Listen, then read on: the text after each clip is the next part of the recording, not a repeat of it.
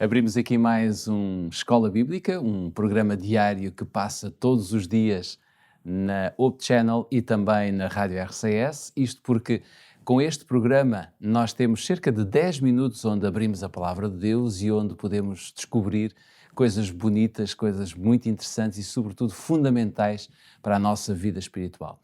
Diariamente comigo tenho o pastor Pedro Esteves, é com ele que nós conversamos sobre estes aspectos que a Bíblia tem tão relevantes para a nossa vida e ao longo destas semanas nós temos vindo a falar sobre a Epístola aos Gálatas, aquilo que Paulo escreveu nesta epístola fabulosa, digo-lhe já, fabulosa. O que é certo é que também nesta epístola nós conseguimos encontrar um Evangelho e este Evangelho, claro está, anda em torno de Jesus Cristo. Pedro, vamos abrir mais um episódio aqui na Escola Bíblica. Para isso, pergunto qual é o sumário de hoje. Vamos ao nosso sumário, vamos falar sobre concerto ou aliança.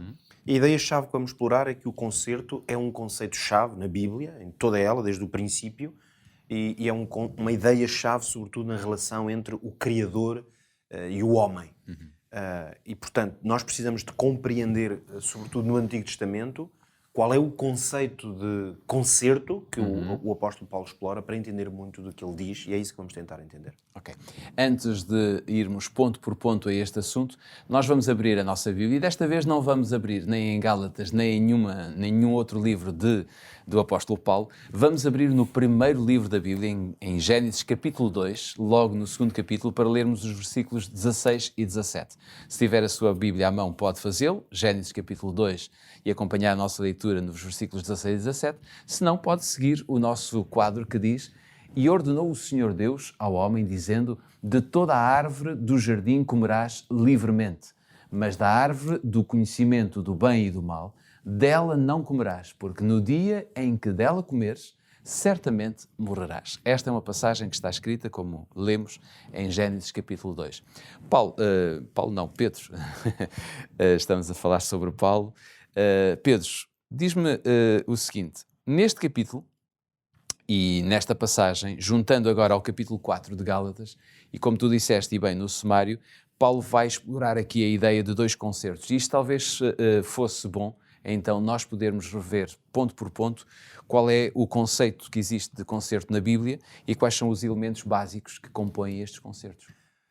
Sim, não há dúvida que o tema do concerto, como dizíamos, é um tema central para compreender a Bíblia de uma forma geral, particularmente o Antigo Testamento, toda essa história da relação, desde o princípio, a relação entre Deus e o seu povo, começando no princípio, claro, de uma maneira muito direta, com o primeiro casal, como ainda há pouco lemos, mas depois com os patriarcas, enfim, na Gênese, mais tarde na Gênese do povo de Israel, com o chamado de Abraão, que depois, claro, vai se tornar mais específica, digamos assim, essa situação, quando do Sinai, da liderança de Moisés, a lei mosaica. Mas mesmo ao longo de toda a história de Israel, se fosse através dos profetas, em contacto com os reis, os juízes, em todos esses momentos nós encontramos que, no fundo, a metodologia, o projeto divino, vamos chamar-lhe assim, para o ser humano, seja individualmente, em famílias ou o povo de forma organizada, passava por esta ideia de Deus procura estabelecer um concerto. Portanto, Deus promove aliança, dá condições para essa aliança, faz promessas e, com base nessas promessas, naturalmente, que ele pede ao ser humano, ou desafia o ser humano a aderir a esse concerto. E este é um conceito-chave. Jesus, no fundo, o que a Bíblia ensina é que ele vem estabelecer um novo concerto e ele é obviamente novo no sentido em que ele traz dimensões que até aí o relacionamento entre Deus e o seu povo, em qualquer uma destas fases que eu já citei, tinha outras particularidades e, portanto, ele é novo no sentido em que traz elementos que não existiam antes, e o principal é a presença física de Jesus na Terra, o seu exemplo, a morte e a ressurreição de Cristo e todas as implicações, e particularmente o facto de, depois de Jesus partir, sabermos que a aliança específica com o povo de Israel enquanto um povo escolhido, ela foi cortada e retirada. Mas quando olhamos para o Antigo Testamento, será que podemos encontrar falhas ou a ideia de falhas em reconhecer o Antigo Testamento?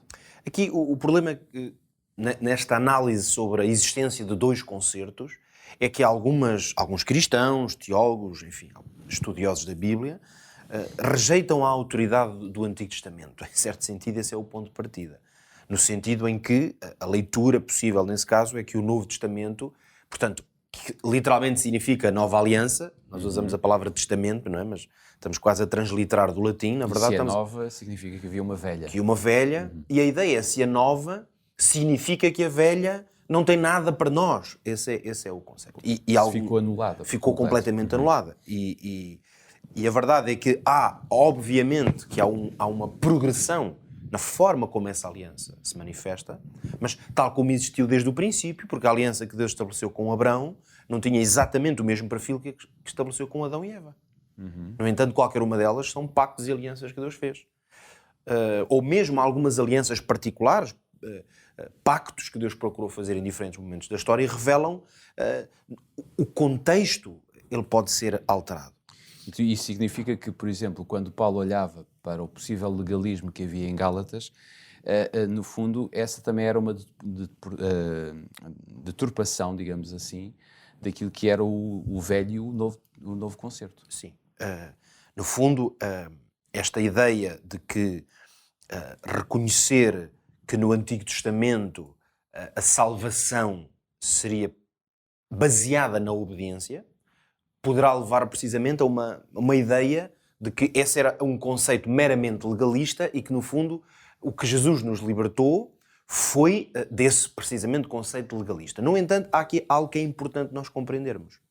É que, desde os tempos bíblicos, aquilo que nós costumamos chamar o judaísmo bíblico, essa forma de aliança que Deus estabeleceu com o seu povo, na verdade, sempre foi uma religião de graça. E aqui é que é muito importante compreender a Bíblia como um seu todo para chegarmos ao âmago desta questão. Seria completamente errado pensar que o propósito e o ensino básico do Antigo Testamento era que as pessoas eram salvas através das obras.